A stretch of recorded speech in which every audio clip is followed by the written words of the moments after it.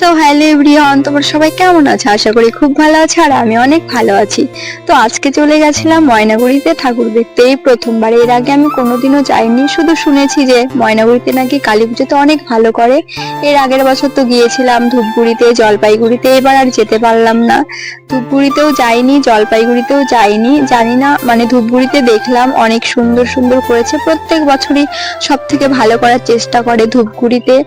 আর তোমরা তো সবাই জানো যে নিউজে দিয়ে দেয়, মানে সব জায়গায় এটা সবাই জানে যে ধূপগুড়িতে সব থেকে ভালো হয় কালী পুজোতে, দুর্গা পুজোতে ভালো হয়, জলপাইগুড়িতে ভালো হয়, সব জায়গাতেই ভালো হয়, কিন্তু সব থেকে নাকি কালী পুজোতে ধূপগুড়ি ভালো হয়। তো ধূপগুড়ি এবার যেতে পারলাম না, তো এবার আসলাম ময়নাগুড়িতে, এই প্রথমবার ময়নাগুড়িতে। এর আগে আমি কোনোদিনও আসিনি। তো তোমরা অবশ্যই কমেন্ট করে জানিও কে কোথায় মানে ঠাকুর দেখতে গেছো, আর এই জায়গাটা কে কে চেনো অবশ্যই কমেন্ট করে জানিও। তাও তোমাদেরকে একবার আমি বলে দিচ্ছি, এটা হলো ময়নাগুড়ি রোডে, মানে নতুন ফ্লাইওভার করেছে, এই হয়তো 2-3 বছর হলো হবে হয়তো। আমি তো সেরকম আসি না, তাই জানিও না। অনেক বছর পরে এসে দেখলাম যে এখানে ফ্লাইওভার হয়েছে। তো বলতে বলতে দেখো এখানে কত সুন্দর একটা প্যান্ডেল, আমার সব থেকে ভালো লেগেছে এটা। এই ময়নাগুড়িতে মানে এই প্রথমবার আসলাম, তো তার জন্য এই প্যান্ডেলটা এত সুন্দর করেছে, আমি ঠিক করে মানে ভিডিও করতে পারিনি, এতটা ভিড় ছিল। শুধু মানে এখানে দাঁড়াতেই দিচ্ছিল না, বলছিল মানে কি আর বলবো, যেখানে যত বড় প্যান্ডেল হবে সেখানে মানে একটুখানি সময় থাকতে দেবে। ঠিক করে ভিডিও বানাতে পারিনি, কিন্তু এই প্যান্ডেলটা আমার খুব সুন্দর, মানে খুব ভালো লেগেছে। ময়নাগুড়িতে সব থেকে বেস্ট আমার মনে হয়েছে এটা। তোমরা অবশ্যই কমেন্ট করে জানিও যে মানে তোমাদের সব থেকে কোনটা প্যান্ডেল ভালো লাগলো। 3-4টা আমার খুব ভালো লেগেছে।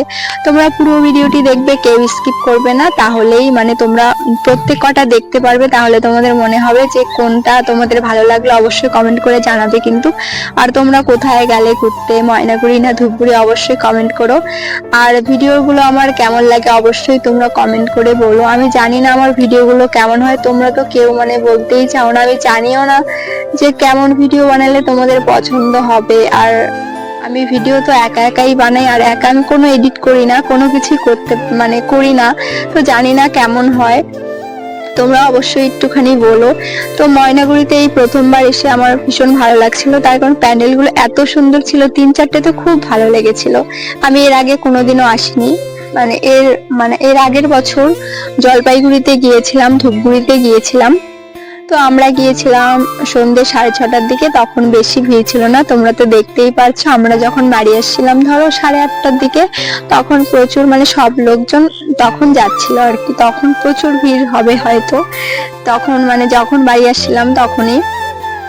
তোমরা অবশ্যই মানে কমেন্ট করো যে ভিডিওগুলো কেমন লাগে, জানি না কেমন হয়। আর কে কোথায় গেলে ঠাকুর দেখতে অবশ্যই বলো। আর এবার তো কি আর বলবো গাইস, আমি দুর্গাপুজোর সময়ও একদিন শুধু গিয়েছিলাম, আর কালী পুজোতেও একদিন আসলাম। আর এখানকার ঠাকুরগুলো এত সুন্দর লেগেছে, কি আর বলবো তোমাদেরকে। আর প্রত্যেক কটা মানে এক জায়গায় দেখলাম, একটা থিম করেছে, এআই থিম, সেখানকার মানে ঠাকুরটা জাস্ট মানে অসাধারণ বলতে গেলে, এত সুন্দর লেগেছে কি আর বলবো। তোমরা অবশ্যই ঘুরে যেও ময়নাগুড়িতে, মানে জানি না কদিন থাকবে, কিন্তু তোমরা এসো, ঘুরে যেও। আর ভিডিওটা কেমন লাগলো অবশ্যই কমেন্ট করে জানিও। ইউটিউব থেকে দেখে থাকলে সাবস্ক্রাইব করো, ফেসবুক থেকে দেখে থাকলে ফলো করো। দেখা হচ্ছে নেক্সট ব্লগে, টাটা।